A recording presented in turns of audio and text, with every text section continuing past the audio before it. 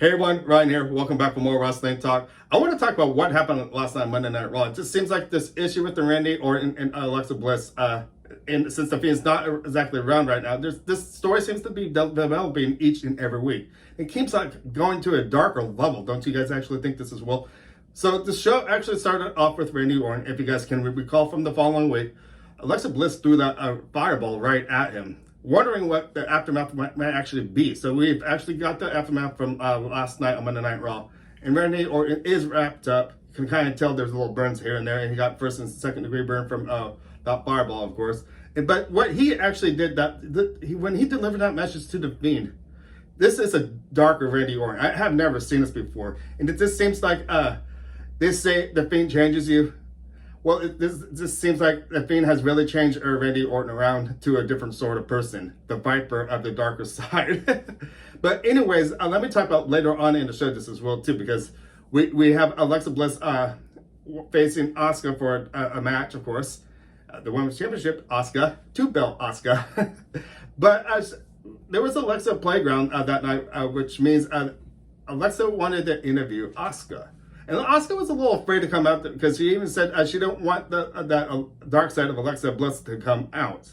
So what happens next is Asuka goes down the ramp and tries to be in that happy mode that she always is, which I love to see. She's a funny lady, I gotta say, and she does what she does best, I gotta say.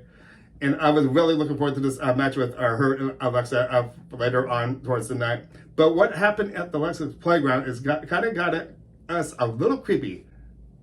Of all the wrestlers to choose for this dark role, I feel Alexa Bliss is doing a heck of a job, I gotta say, and she's pulling it off really good. But anyways, during this interview, it was going along pretty good until Asuka started saying some words that maybe the Fiend or Bray Wyatt might say this as well, especially in that Firefly Funhouse, what they usually say. But that got Alexa all worked up this as well too, and that dark side started to come out a little bit this as well.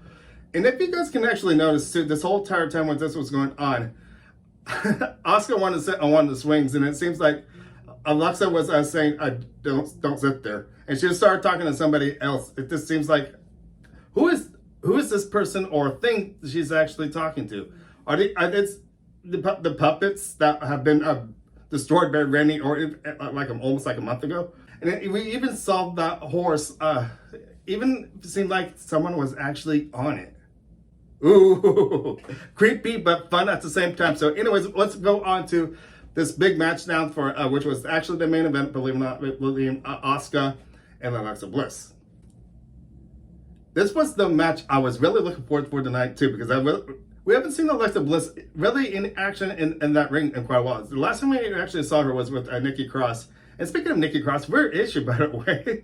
I would love for her to come back, and I feel if there's a stable down the line with the Wyatt family getting more people in the group, Nikki Cross is really be a fun one to actually join this as well. But I want to leave that story for another time. But I want to talk about this match because this match was really exciting. I was really good to see Alexa once again in a match with Asuka, and this match seemed to be going back and forth until something happened. The lights got turned off. And you really all sensed that something was going to happen. Of course, they went to a commercial during this part of the course, but we still got the whole effect of what happened after that commercial.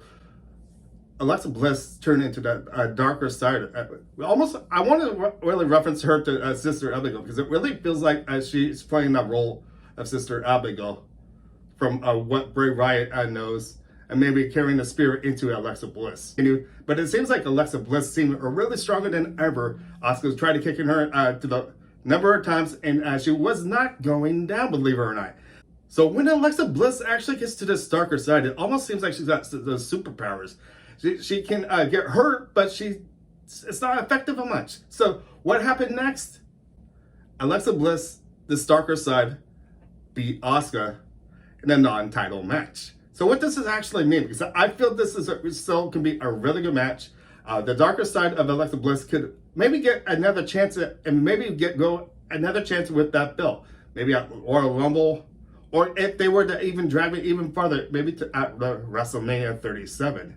So there's a lot going on here. So I want to go up with you, WWE Universe. What do you guys actually think? How do you think the story will develop? And do you actually think this encounter with Asuka Alexa Bliss may happen even sooner than we think with the championship belt. And I feel this is going to be a really big week with both Monday Night Raw and SmackDown that give us more matches leading up to the Royal Rumble. I'm so excited about this Royal Rumble. It just seems like there's so much chaos everywhere on both shows. We've got Retribution happening over on Monday Night Raw.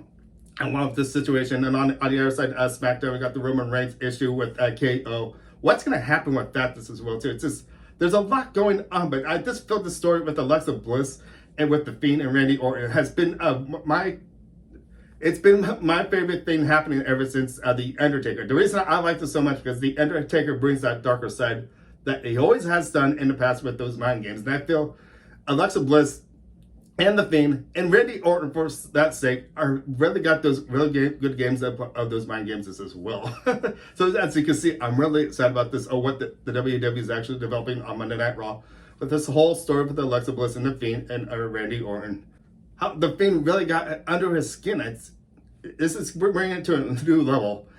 I just feel because what Randy Orton did in the beginning of the show of last night, I'm really excited what he can bring and what this darker look, if he is going to a darker side, kind of with the Fiend sort of thing. I'm really excited to see what's going to happen next. So WWE Universe, I would like to hear from you guys this as well too. I'm a fan for 30 plus years, and I think what they're doing is really building up really good assignments. They're really bringing us new stories and everything each and every week, and I feel this one is really the top of the game. I want to start wrapping this up and actually say this has been amazing already the first couple of weeks of the new year. And I'm really excited to see what's going to happen, especially what's going to happen at the Royal Rumble with possible maybe other returns of other wrestlers. So anyways, I can start wrapping this up and say my name is Ryan. Thank you for watching. Make sure to give me a thumbs up, subscribe, and I'll see you guys next time for more wrestling talk. I'll see you guys later. Bye.